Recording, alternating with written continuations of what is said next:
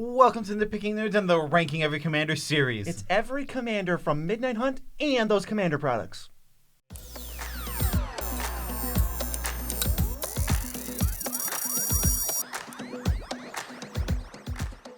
I'm your host, Joe Cherries. I'm your host, Beezy, and that makes us the Nitpicking Nerds. We're still doing daily content every single day. So go subscribe to the channel, and if you want to support us for free, basically, go to the TCG Player link, buy the cards you were going to buy on TCG Player anyway, and then we get a kickback on the order just because you started with the link. Well, dang, that sounds pretty awesome. We have our Kickstarter for gameplay, the gameplay show called Shuffle Scuffle, featuring the Nitpicking Nerds. Wow, that's us. You want to see us play games of Magic, record it? Well, it's already funded. It's already happening. But if you want to get us to the anti-Nitpicking Nerds deck, which will have Grave Titan in it, and new Grave Titan, then you better go to Kickstarter. 6 days.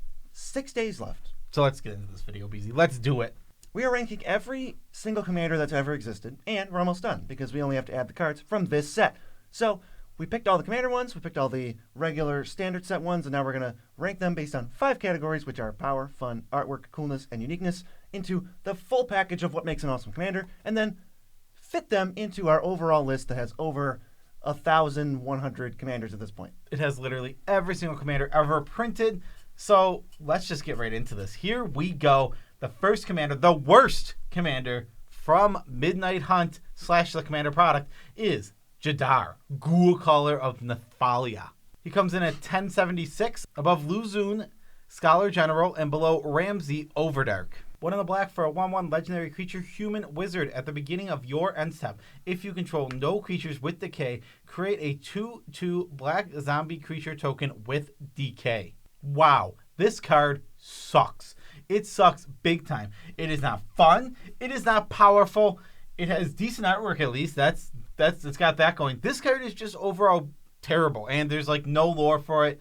Is there anything you want to say about this terrible card? No, there's seriously just nothing here, which is totally fine. I'm not saying every commander has to be specifically tuned to be amazing for the commander format, but guess what? We're ranking every commander. This one is garbage. Yeah, every legendary creature does not have to be a good commander. That's just a true statement, and therefore we're going to get garbage like Jadar Poo-Poo. Right. He doesn't do anything. There's nothing to do with him. There's no fun to be had for almost anyone.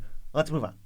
To Carbus Harvest Celebrant, sitting at 1,002, above Rashida Scalebane and below Turark Dread Cantor. X green for a 0/0 and enters with X counters on it equal to the number of mana spent to cast it. Remove a +1/+1 counter from it. Prevent all damage that will be dealt this turn to another target creature with a +1/+1 counter on it. Oh boy, this card also does basically nothing. We hate the commanders. All they do is prevent damage in some way. It can't even prevent damage to itself. You have to have other creatures with counters on it.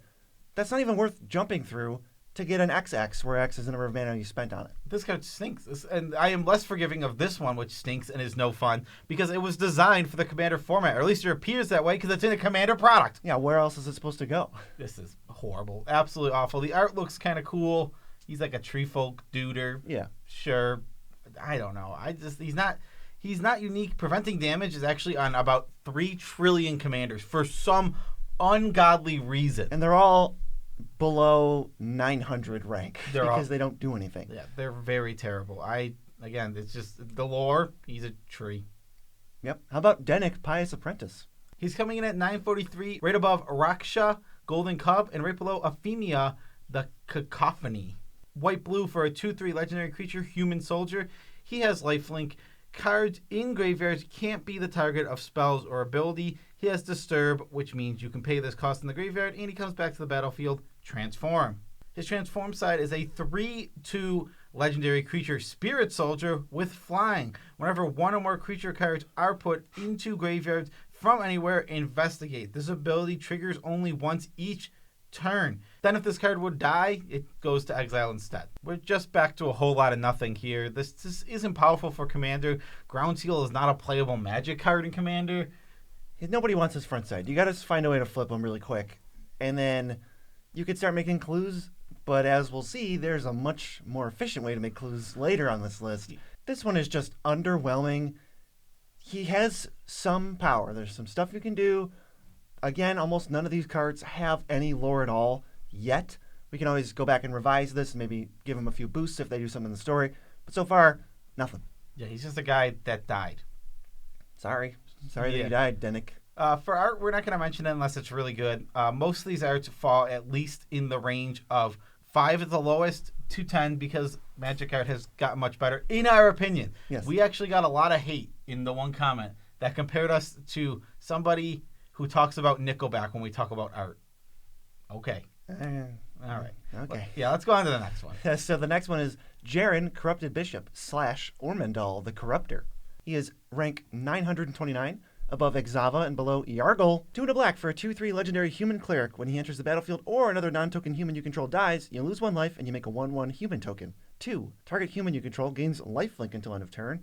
At the beginning of your end step, if you have exactly 13 life, you may pay 4 black. If you do, transform him into Ormondal the Corruptor. He's a 6/6 flying trample lifelink. Sacrifice another creature, draw a card.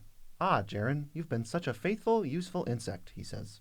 I think Ormondal's awesome, and I love Westfield Abbey, but they kind of just turned him into a random bulk rare with this like flip side. It's so hard to get to him. I think you're almost never going to get to him. How do you get down to 13 life in Commander reliably? Then you flip into a 6/6. It's just a 6/6. At least the other Ormondal, you had to jump through these hoops, but it was indestructible and had haste and was just getting people. Yeah, exactly. It's so sad because this card just kind of, like you said, it stinks. There's nothing here. You can't flip it. The back art is amazing. The Ormondal like alternate dark art. Yeah. Woo, it's real good. It looks really, but that's all his points. He's got Jaren, and Jaren's like, ah. Yeah, Jaren's just dead. I don't know if he's asking for help or if he's like pointing to something. He's totally dying. Jaren is getting killed after summoning Ormondal. This is what happens to everyone who summons a demon, and people still summon demons. They still do it. I don't get it. They have no pop culture on Innistrad. Apparently not. Yeah, they never learn. Nobody ever learns. Power, you say? Well, there can't be any. There's no way there's a bad price for me. There's no downside for power. Perfect. All right. Moving on, we now have Rem Carolus, Stewart Slayer, above Captain Ripley Vans, below Xerath at 9/10. 1 red, white, legendary creature, human knight, 2/3, flying, haste. If a spell would deal damage to you or another permanent you control, prevent that damage. If a spell would deal damage to an opponent or permanent an opponent controls, it deals that damage +1 instead. I just have no clue what you can do with this card at all. It doesn't seem fun. It doesn't seem good. It just seems very, very bad. The only good thing about it is it has really good dark art again. They did that like dark art where it's like black and white, and a lot of them look very, very good. And I think this is one of them. This looks really cool. It's one of the best ones. The only thing you can really do with this is like earthquake people, because you won't take damage from it, and he's got flying. Okay, is that good though? Not really. No, exactly. There's nothing here. This is clearly a card made for the standard format where you're going to put it in some sort of burn deck. That's the idea. He has haste just so he can help you burn them out. But other than that, you're just not doing anything with this in Commander. So we can move on to the next one, which is my least favorite name from the set. Oh, it's the funniest name from the set. It's Kyler, Cigardian Emissary, above Targnar and below Pia at 754. His name is Kyle. 3 green, white for a 2/2 human cleric. Whenever another human enters the battlefield under your control, put a +1/+1 counter on Kyler. Other humans you control get +1/+1 for each counter on Kyler. All right, this is really similar to Cathar's Crusade because every human enters and pumps your whole team by 1. It's going to pump him, and then he says, hey, pump everybody else. Yeah, this card's very good. He gets a 5 for power because on his base, he is a 5-mana 2/2 that doesn't do anything to start, but also he randomly says counter. So if you can find something, there's got to be something cool. You can put like one random thing. It's not good. You can use Oblivion Stone to put a fake counter on him. That'll pump your team. That's random. It's funny. Yeah. It's not good, but it does work. There's all the Ikoria counters. I wonder if some of them are efficient enough to be better than just playing more humans and getting counters on them. Well, Slippery Bogbonder will definitely fit perfectly into this deck. Oh no, that's so good. It's already a human, and it's a human. That's brutal. Yeah. He gets hexproof. He steals all the counters you have on the rest of your team, and then your rest of the team gets insane. Yeah, I think this card's very strong. I think the main issue with it is it's a 5/5 that doesn't do anything, or it's a 5-mana card that just doesn't impact the board right away. But if you untap with this card, it is incredibly incredibly strong, and it can potentially just run away with the game by itself. That's where the power comes from. I think it's fun. This is green-white humans. I think they really pushed this archetype for both Commander and for the regular set, and I am very interested to see what happens with this. Yeah, because humans have famously had nothing to do in Commander. There's so many of them, and then up until like 2 years ago, there was no human payoffs. There was like Thalia's Lieutenant. Yeah, exactly. There's just not enough focus, it feels like, and I don't know. Art for this is not very good. He's Kyler. He's standing there with no detail. Yeah, just a normal guy in front of a normal temple thing. He's got no lore. I'm sure he's an emissary of Sagara. BZ literally gave him a point for coolness because his name is Kyle. Yeah, he's not just Kyle. He's Kyler. He's Kyler. I hate that name so much. And his uniqueness, it's a 5. It's a pretty average commander for uniqueness. I mean, it's a lord. It's a nice lord. It could go crazy. Yeah, exactly. We have a lot of lords, but this is a big old lord. A super lord. Super lord. What about the next commander? Next is Slurkerk, the Overslime. Above Drana, the Last Blood Chief. Below Thrix at 7-11. You can get a Slurkerk, the Overslime at 7-11. 1 green-blue for a 3/3 legendary creature. Ooze. Got Trample. Whenever a land is put into your graveyard from anywhere, put a +1/+1 counter on Slurkerk the Overslime. Remove 3 +1/+1 counters from Slurkerk. Return it to its owner's hand. Whenever Slurkerk leaves the battlefield, return up to 3 target lands from your graveyard to your hand. This is one of those cards where maybe there's something I'm missing that makes it powerful, but when I look at it, I just can't even see how you abuse this or how you can really take advantage of it personally. It's a nice spin your wheels commander. It looks like it functions very similar to Life from the Loam. You're going to get to cast it like every turn-ish, and it's going to help move lands to the zones you need them in. I just don't think that's crazy or anything. That seems like a solid 2. Yeah, this doesn't seem like it does very much. I don't think it's very fun. You kind of play this weird landfall deck. You can make Slurk kind of big, and you can also return lands. I'm just not sure what you're supposed to do with this card. That being said, Dark Art, that is so good. He's like a giant slime that's like destroying a ship in front of the moon. Oh yeah, the moon's there too. It's really cool. The moon is in a lot of these arts, and I love it. It looks super good. Emrakul's photobombing everyone. Yeah, Emrakul is in every single one of these photos. Let's move to Florian, Voldaran Scion. He's coming in at number 677 total, and he's above Nils, below Grumgully. 1 black-red for a Vampire Noble. He's a 3/3 with the first strike. At the beginning of your post-combat main phase, look at the top X cards of your library, where X is the total amount of life your opponent's lost this turn. Exile one of those cards, put the rest on the bottom. You can cast it this turn. All right, Florian, I see what you're picking up. Or I'm picking up what you're laying down here. There's only a 3 for power, but I think there's a lot of work you got to do. But then you can sort of get like a demonic tutor effect, or at least a crazy good card selection effect out of it. Yeah, this card's okay. I'm not a big fan of it. You can't do too crazy much. You have to focus on dealing a ton of damage. So you can do something like cast like Flame Rift. That's 12 damage. You get to look at 12 cards. You get the best of those cards. You can cast until the turn.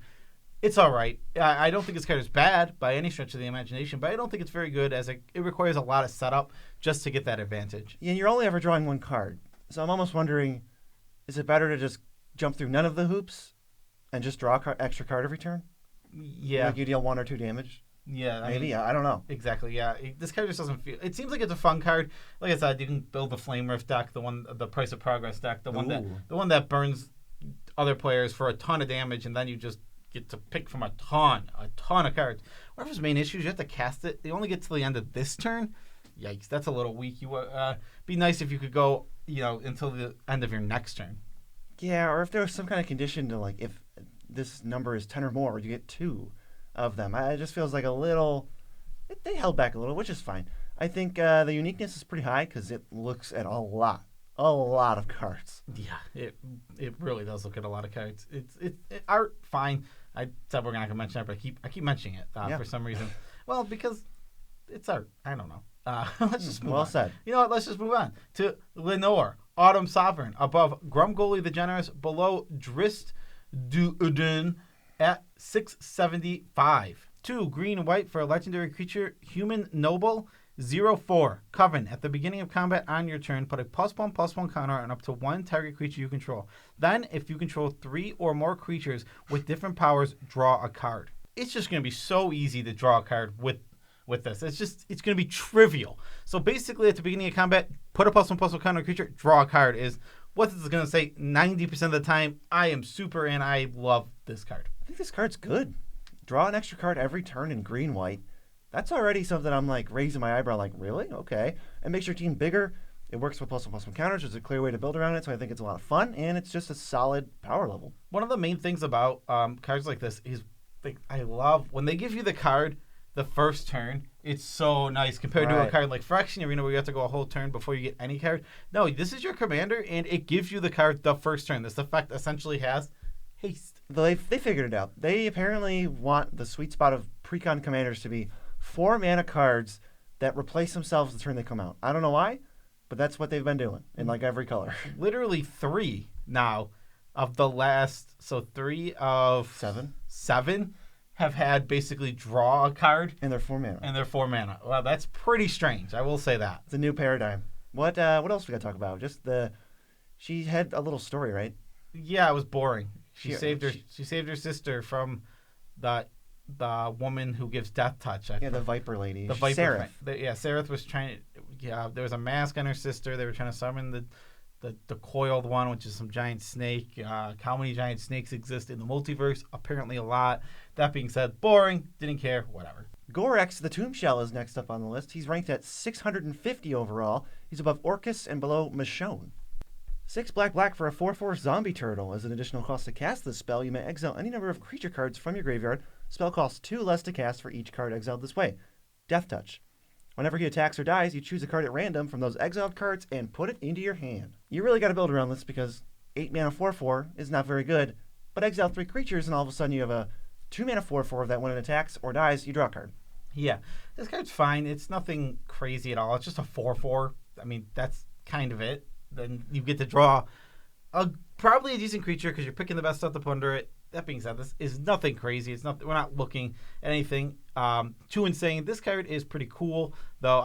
It gets a 6. It doesn't have any actual story, but the art is super cool. It has a tomb on its back. Okay, you put the creatures in the tomb, and then when he attacks, you get one of the creatures out of the tomb back to your hand. That's such a cool card design, and his art is great. He's a giant zombie turtle. Giant zombie turtle too. All of that. I love.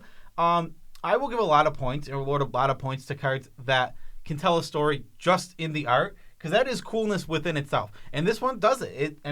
His name helps too. The Tomb Shell. You know that he's got a tomb on his back. That's all very cool. Like, obviously, Gorax. What does he do? I don't know. I don't even actually care because he's a zombie turtle with a tomb on his back. Right. Exactly. I think that's a little bit unique, and it adds to the fun because it's random. You don't actually know what you're like. Super dope. Kind of hoping to get your best thing.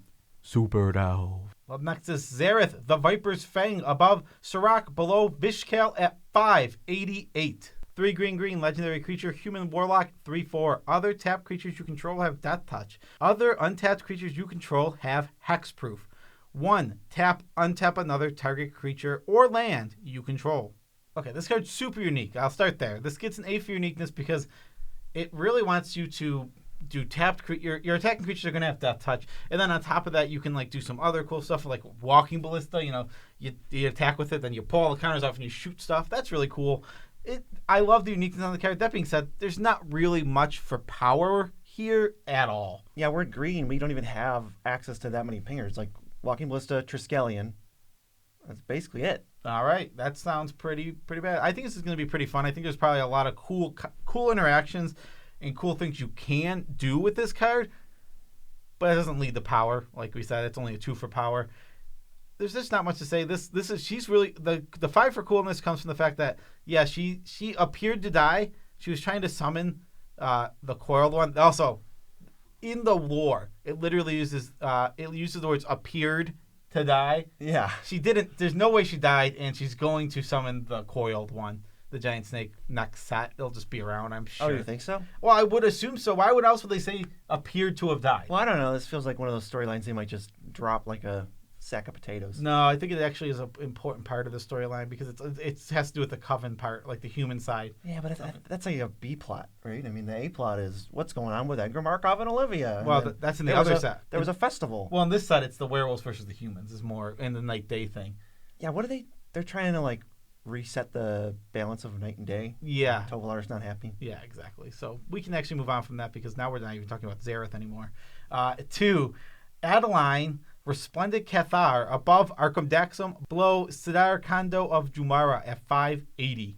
1 white for a legendary creature, human knight. It's a star 4 with vigilance. Her power is equal to the number of creatures you control. Whenever you attack, for each opponent, create a 1/1 white human creature token that's tapped and attacking that player or a planeswalker they control. I personally really like this card. I think it's really cool. It doesn't add up to a ton of power, as the 1/1s are just going to get gobbled up pretty often, but it does make a lot of tokens, and its power is huge. So if you can come up with ways to get this trample, I know you're in white, so you have to use probably equipment, but if you come up with ways to give this trample, this card can do some stuff. Yeah, it gives itself +4/+0 when it attacks, at the bare minimum, even if all your tokens just die. Yeah, exactly. So I really like this card. I think there's definitely some cool and fun ways to build this, and you can probably take it in some awesome directions.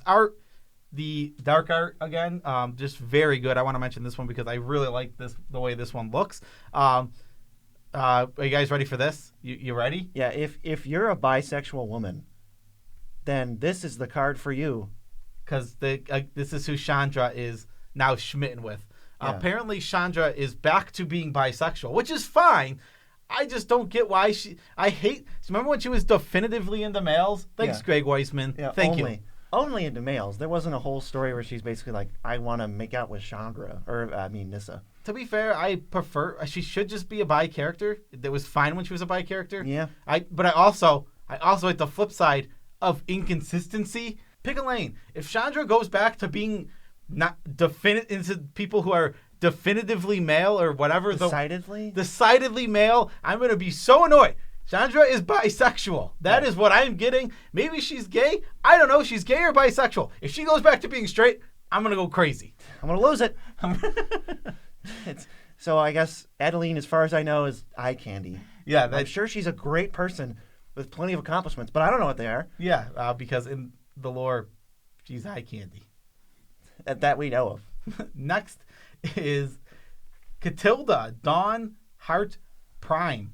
Above Joriel, Empress of Beasts. Below Raynar at 576. Pretty sure Joe read that just so that I wouldn't be able to say it like Optimus Prime, but whatever. Green-white for a 1/1 human warlock. Protection from werewolves, baby. Human creatures you control have tap, add 1 mana of any of this creature's colors. 4 green-white tap, put a +1/+1 counter on each creature you control. She's a 2-mana mana dork. All your humans are now mana dorks that can tap right away because when you play her, you have humans out. And she has this nice Gavany Township effect if you have nothing better to do. Yeah, this is just part of that green-white humans deck, either as the commander or in the 99. This card is powerful. There is so much support for this deck in this set that it's going to make it good. I really think this card is just straight up powerful. The fact that the access to how much mana, you just don't play it on turn 2. That's what you don't do. You build a board with 6-7 humans, you make tokens, doesn't matter how you get the humans, then you play this.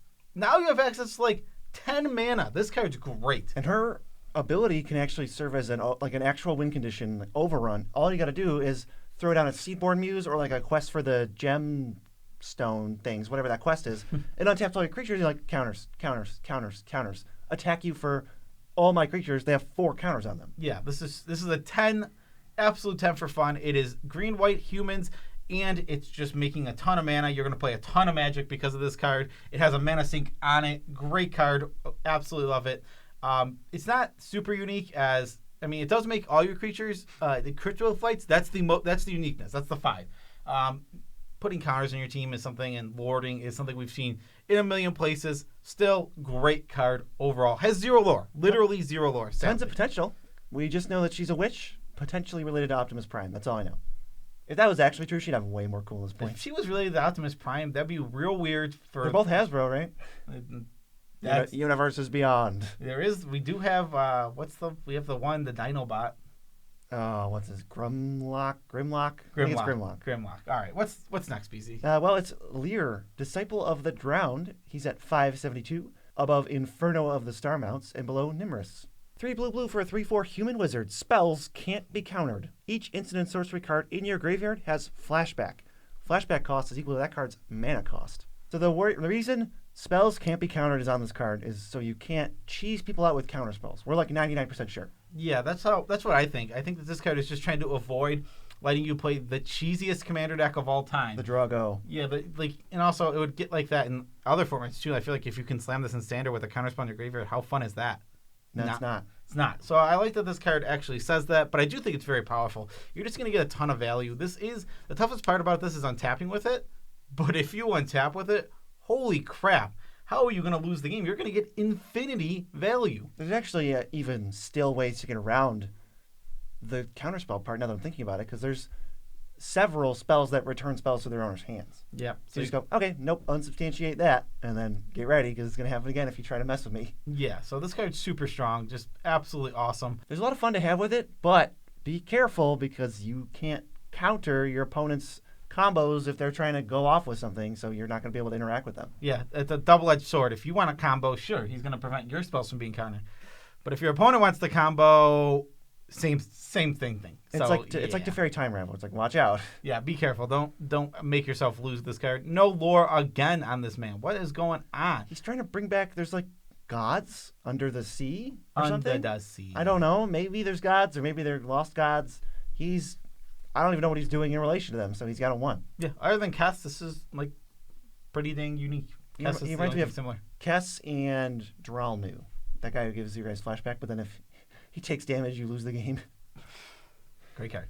Next, we have Sagara, Champion of Light, above Geth, below Urtai, at 543. It's a Phyrexian sandwich. 1 green, white, legendary creature, Angel, 4/4. Flying, trample, humans you control get +1/+1. Whenever Sagara attacks, if you control 3 or more creatures with different powers, look at the top 5 cards of your library. You may reveal a human creature card from among them and put it into your hand. Put the rest on the bottom of your library in a random order. As a commander, I'm not super interested in this card. I don't think it's very strong. You have to attack with it. You have to have Coven, which we already said. It's not that hard to have Coven, but this card just feels kind of like pseudo draw on attack. We already talked about this. The main you have to wait a turn or give it haste, which makes it a lot worse than the cards that are just drawing overall. Yeah, one thing that is disappointing me about this card, it's not really reflected in the grade here, or the points. Where's the Sigarda spice? Where's the flavor for Sigarda? The whole thing she does every time she's been a card is like protect you or protect your team. She had hexproof and couldn't be sacrificed. Then she gave your humans and you hexproof, and now she's like, I have trample. Where's the hexproof? Where's the ward ability? It would have been sweet to see that on this. I don't know. Just disappointing to read it. Yeah, she's kind of fun. She's like a vanilla mythic. Yeah, she's got a 10 for art. She's got really cool arts. And she's Sigarda. I mean, she's really cool. She's working with the witches now. She's in the Coven. She killed Priscilla. She had to kill Brizella, her sisters, which is really sad. Now her other sister, Liesa's back, which is super... Drama bomb. A drama, yeah. That'd be pretty dramatic if... and she's basically... Where's Bruna and Gisela? Killed them. So, yeah, and now we gotta... also, Sigarda is really sad, like, taking the place of Avacyn, who was basically the god on the plane. Now Sigarda's basically a god. Sigarda's awesome. Yeah, Sagara is a really cool card. What do we have next, BZ? It's Vadrik, Astral Archmage. He's sitting at 535 above Corona and below Yasova. 1 blue-red for a 1/2 human wizard. 1 blue-red for a 1/2 human wizard. If it's neither day nor night, it becomes day as he enters the battlefield. Instant and sorcery spells you cast cost X less to cast, where X is his power. Whenever day becomes night or night becomes day, put a +1/+1 counter on Vadrik. And as a reminder, if it's day and a player casts 2 spells on their own turn, it becomes night. And then if it's night and they cast no spells, it becomes day. Once Vadrik comes out, that is true for the rest of the game no matter what. So here's what's going to happen. It's going to come down, it's going to have 1 power, and you're just going to double spell with it. You're going to make sure you cast your second spell so that it'll just flip into night on the next upkeep. He gets a counter. He gets a counter. Now he is reducing all of your instants and sorceries by 2. That's incredibly powerful. This card is so good. It's the strongest one we've seen so far. He's a 7. That's really high. We do not give out 7s. Yeah, this card is very strong. Yeah, getting a 7 is a great achievement. This card is probably just going to lead to probably a lot of combos. He just reduces... Yeah, I wonder what you can do with him. You can, like, use combat tricks as mega rituals. That's never been the case before. Yeah, exactly. This guy's just really good.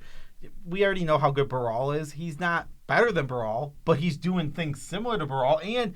once he gets going, yeah, he is better than Baral at some point. Put it in the work. If the table goes and flips between day and night twice somehow, or maybe even 3 times, you just have a 4/5 that says your spells are free. They just cost colored pips. It gets to be night most of the time. So if you can keep him out for a turn cycle, the thing that you got to do is just hold up instants. Yeah. So you pass, it goes back to day. That'll be a 3/4. And on your left, somebody's going to cast 2 spells. It's going to happen. It's almost always going to be night in Commander. So this card is just going to keep getting power buffs, especially if you can flip it to day by not casting spells. Right. And then you find a turn to just go absolute ham sandwich on them. I think I would rather my opponents only cast 1 spell for the rest of the game and have this as a 1/1 and never get the power. Like, that's how much they need to cast 2 spells. That's how important it is. Yeah. They're not going to not cast 2 spells. It's just never going to happen. It's just not the way anything ever plays out.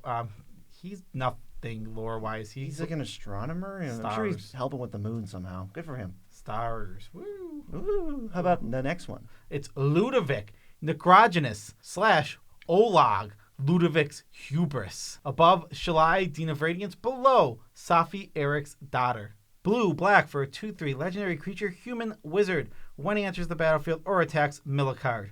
X, blue, blue, black, black, exile X creatures from your graveyard. Transform Ludovic. X cannot be 0. Activate only as a sorcery. On the back, it's a legendary creature zombie 4/4. As this creature transforms into Olag, Ludovic's Hubris, it becomes a copy of a creature card exiled with it, except its name is Olag, Ludovic's Hubris. It's a 4/4, and it's a legendary blue-black zombie in addition to its other colors and types. Put a +1/+1 counter on Olag equal to the number of creature cards exiled with it. I don't think this card is very strong overall, as it's just an overcosted body double. I think it's fun. You know what this reminds me of? It's almost like, to me, it's almost the exact same. It's Lazav, the 1/3. Yeah. Where you're like, whoa, Phage the Untouchable, you. It's like, that's pretty cool. Yeah, this card is completely fine, and I don't think it's bad overall as a design. But just as power, yeah, it doesn't do anything. I don't want to. It's just too many hoops to jump through, and you want to mill. You get a ton of things in your graveyard. Then you activate this. You get whatever the best creature is. You clone it essentially, and the counters are pretty worthless. So you probably only want to activate this for X. Blue, blue, black, black. So now it's just body double to flip. You have to pay a cost in the front. The mill is very weak. It's slow. So this card just overall not going to be powerful enough for Commander. Where he gets all his points is that his artwork, his lore, and his uniqueness are all high. Ludovic is Dr. Frankenstein, and he's super freaking cool. He constructed a body for himself that's like this chimera of a bunch of gross stuff, and he just like transports his consciousness into it, and his face, kind of. I think it's nasty. It looks so cool. It seems like that. We could be wrong. This could just be another one of his monsters, but I think it's him. It's his hubris. I think he's trying to build it.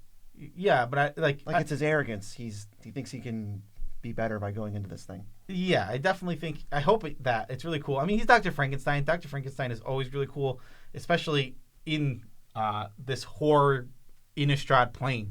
He's so cool. Yeah, and he gave up his red, which was like the inventive, passionate side, and he's now like ambitious and dark. So that would make sense that he turns into this thing.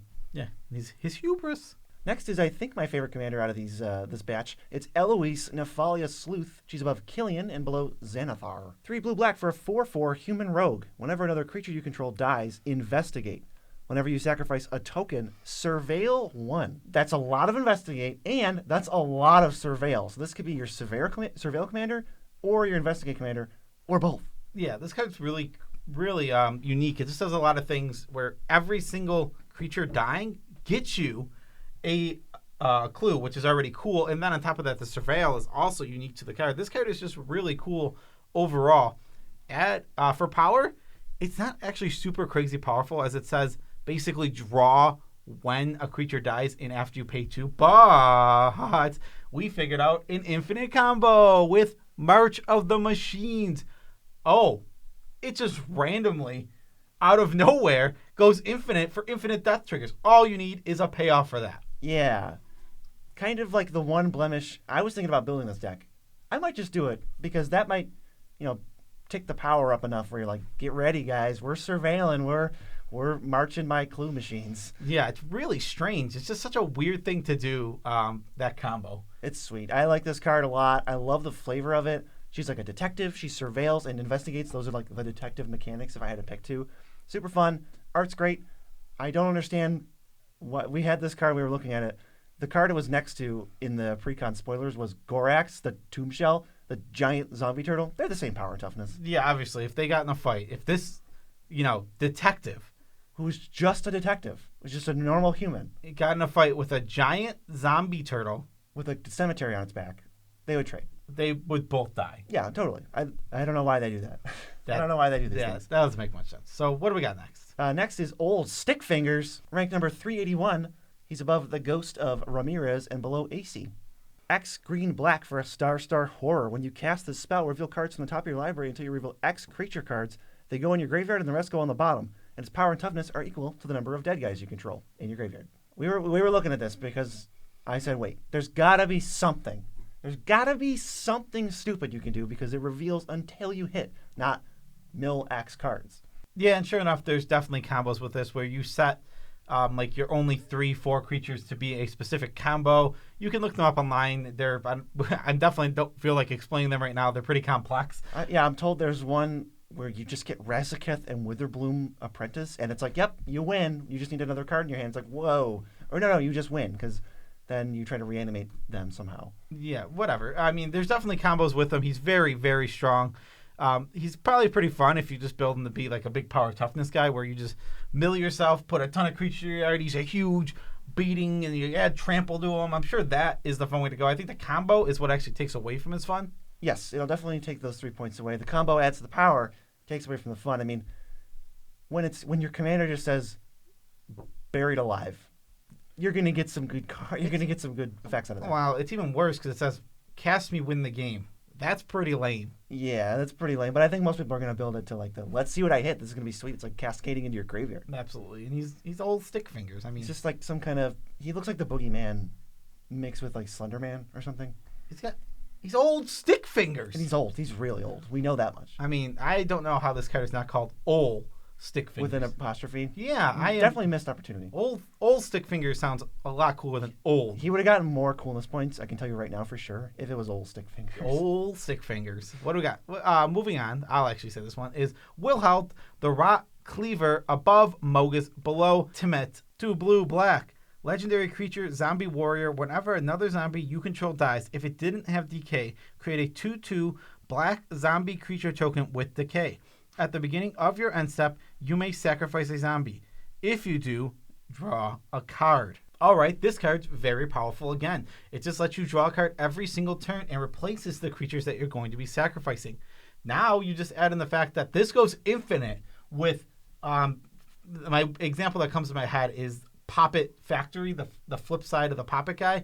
That takes away the abilities of the zombie. So now you sacrifice the zombie and you get a new 3/3 zombie without decay, and you can do that infinitely until your opponents die from your Blood Artist triggers. More infinite death triggers. We were kind of bummed out because we want no infinite combos in the cube, and we wanted to put both those cards. I'm like, crap, no, we can't do it. Yeah, it was a little unfortunate, but I mean, this card's sweet. It's weirdly enough 4 mana, and then it draws you a card every turn. That's crazy. This card is actually just very strong. It doesn't even. I think that this is one of those cards where it doesn't matter how you build it. Or which way, as long as you focus on zombies, it will be good. It's going to be a good card. It's a lot of fun. It's just there's nothing you can do to make this card not good. Yeah. And I like cards like that where it's like this design is just a good card. It's a great design and it works the way you want it to, regardless of what you do. Just make sure you play zombies. If there's zombies in your deck, wow, he's good. This will do work for you. I don't really know too much about him. He's got a magical axe or a sword that's on fire. It's a cleaver. That makes sense. But it's on fire with like blue flame. It's kind of creepy. Yeah. But yeah, the art's kind of decent.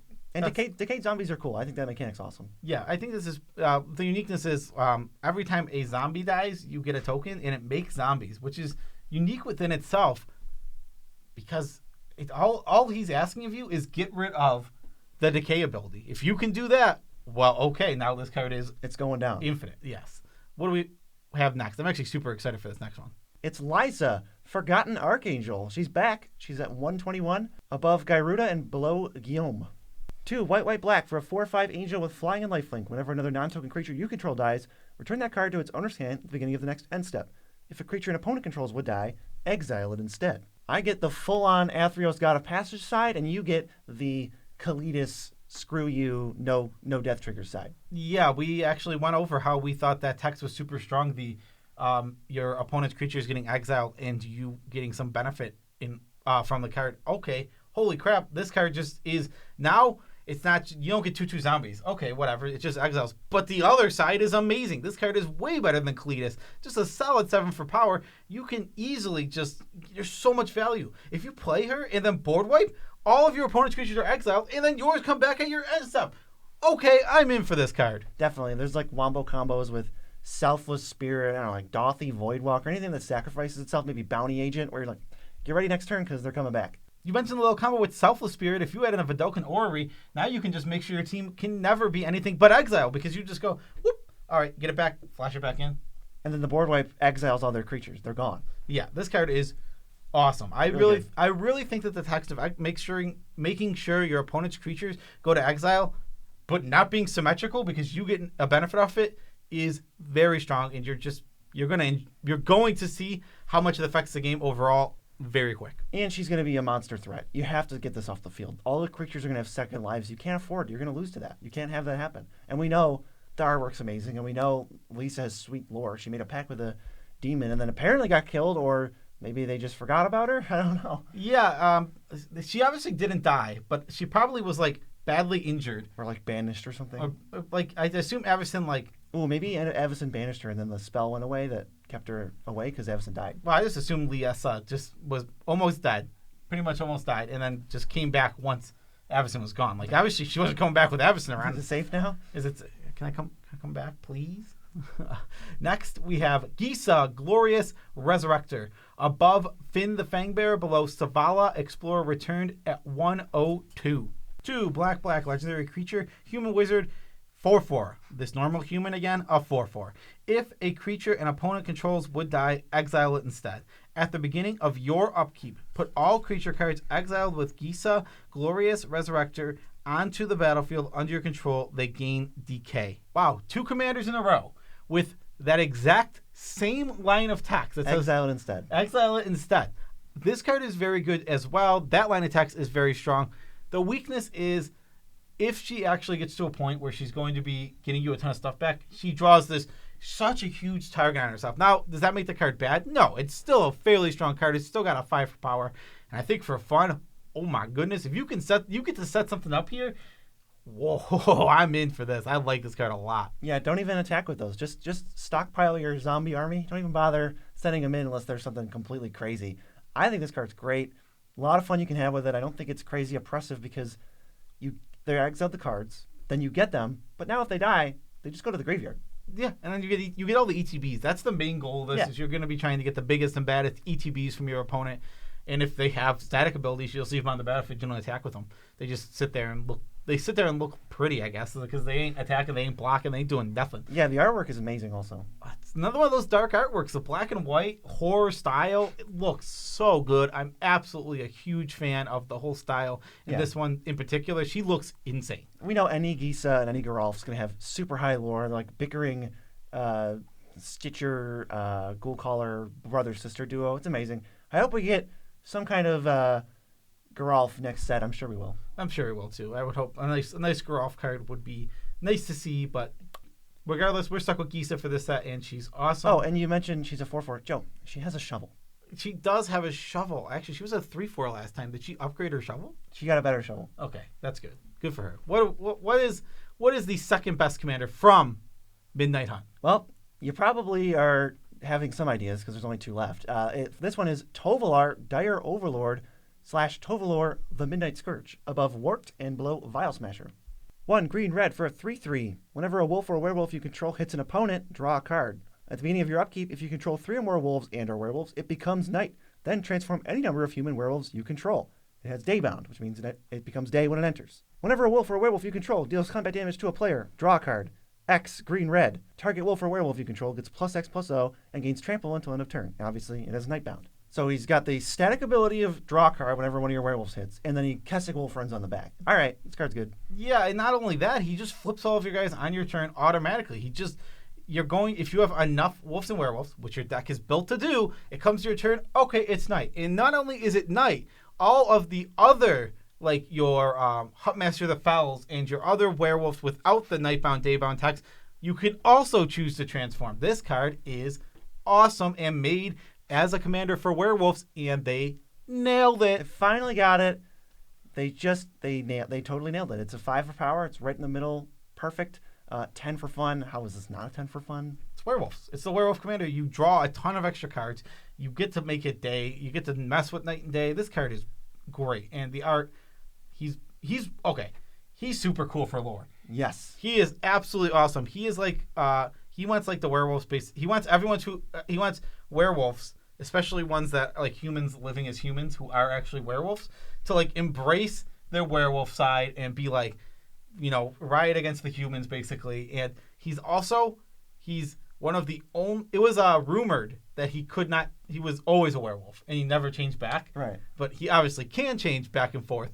But he also is one of the few people who hold some like of his human side when he turns to a werewolf. Yeah, he keeps, like, I'm assuming, memories and like some of the sentience, and he's like bipedal for the most part. And he can hold his sword and fight with it. Yes, he holds. Super cool. He holds his weapon. He uses his weapon. And no other werewolves really do that. They're except animals. for him. They just turn into animals. Yeah, Arlen Cord seems to be able to control herself at least a little bit too. Yeah, because she's a planeswalker. Yeah, but planeswalkers are usually very powerful. But Tovalor, awesome lore, awesome art, awesome pretty much everything. This card is a home run. Speaking of home runs, there's one more, and it's not in the precons, and it's not in the main set. Who is it? It is Lind, Cheerful Tormentor, above Tiamat, below Erebos, God of the Dead, at number 68. 1 blue, black, red, legendary creature, human, warlock, 2/4. Death Touch. When a curse is put into your graveyard from the battlefield, return it to the battlefield attached to you at the beginning of the next end step. At the beginning of your upkeep, you may attach a curse attached to you to one of your opponents. If you do, draw 2 cards. Well, let's start with the worst part of this card. It's power. Curses stink. There aren't very many good curses, and even though she is doing good things with curses, the fact that curses are bad really just limit her power quite a bit. Like, there's no good curses. Like, there's 0. There's like 3 passable ones. Yeah. Okay. So now that we're past the boring part, 10 for fun. This is the curse deck. It looks absolutely stellar. Built like, I love that your curses die, go to the graveyard, then come back on you. Yeah, you're cursed. This is all these bad things are gonna happen, but then you give them away. You give them away, and you just get the cards back. Something else that's really cool about this is I love the downside of her. I love that it kind of fits into flavor, where her curses like turn back on her and hurt her. Yeah. But she's able to like usually give them back out, and like that's really cool. There's a lot of cool flavor with this card. I give it a 7 for coolness. I think this just you can tell a story with just a piece of artwork, and this does it. She has the cursed planeswalker. They call him Unlucky. That he's called Unlucky, and he's on like Curse of Opulence, and there's a cycle of 5, and he also made an appearance in what was his Modern Horizons 2, right? Was it in it wasn't Void Mirror. He was getting screwed over again. I don't remember what he was doing. Yeah. Either way, it doesn't matter. He made an appearance again. He's the unlucky planeswalker. That's what's happening. He's consistently getting unlucky, and it appears to be because he's getting cursed by Lind. Yet that is all told by the fact that she just has a voodoo doll of him, and that is amazing. That makes this card cool. She has 0 lore. That doesn't matter. You can imply so much lore, and there is so much lore just in that art that's enough to be a 7 for coolness. I would have given it more. BZ's one that doesn't like it as much as me, but that's fair. I love the you can see her entire personality just from the picture. Yeah, she's definitely vindictive. She's sweet. I love that. I love the fake. I love the headcanon. The ex-girlfriend theory. Yeah, the scorned ex-girlfriend who just. If Unlucky's from Innistrad, they could have dated. He probably is from Innistrad, though. He does look like a hipster. He looks like some turd at a coffee shop right now. Wow. You can go somewhere and find him right now working on his manuscript for whatever he's doing. Art is very good. It just looks great, and like you said, Unlucky's just in her hand. He's in his hand. In her palm. In the palm of her hand. But that's all the cards we got. Yeah, that is. That is our whole video. Wow. Yeah, we chugged through that one. Nailed it. Yep. Special shout outs to all of our patrons. Love you all as much as we can. You're not scrolling as fast this time. We didn't have to rush through this video. Yeah. So you're going to scroll on screen for the normal amount of time. If you want to support us, you can head over to patreon.com and, give us money monthly, and we would appreciate it very much. It helps us live our dream. Also, if you want to help us live our gameplay dreams, Shuffle Kickstarter is running with 6 days remaining. Head on over to the Kickstarter. Give us money so we can play the anti-NN deck. And get your name in the credits every time. This series is going to be big. It's going to be one of the big ones, okay? I'm telling you right now. You're going to want to be on the ground floor. Yeah. You're going to want to say, that was me. I helped make that. I helped make that. I was part of something bigger than me. And check the TCG Player link in the description. Buy the cards you were going to buy anyway, like I said before. And when you do, we get a kickback on the order. Not only do you support local businesses, but you support the coolest people alive, us. Yes. And yourself with the cards. Yeah, use that TCG Player link. Literally, you buy the cards are the same price. Same price. Same exact price you were going to pay anyway for the cards. So by clicking the link, all you're doing is supporting the NN. It's like tipping us. Your favorite YouTube channel? Are you kidding me? It's like tipping us with the money you spent. It's not. It's like when it's like the buy a pair of buy a watch and then we send a watch to somebody. It's like send a watch to somebody. That's not a thing. I went with the thing that didn't exist. That definitely does not. I specifically went for one that didn't exist. Well, I guess we're going to return to what I was saying before. I'm single and I'm on dating apps. Oh my God. I'm getting beyond frustrated with the stigmas and the DL people. Is this like going to be Nitpicking Nerds Dating Advice Part 2? It's not dating advice. It's just so frustrating.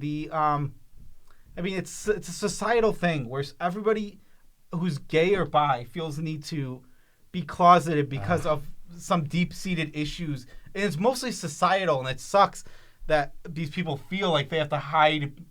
Did this come up recently? Yes. It's not just recently. If you go on Grindr, half of the profiles don't have a picture. Half of them are headless torsos. People are so scared to be outed, and I hate that about society that it's made people feel that way. Like people feel scared. I'm guessing it's like mostly their parents or whatever. However they're brought up, maybe to think that they should hide this stuff.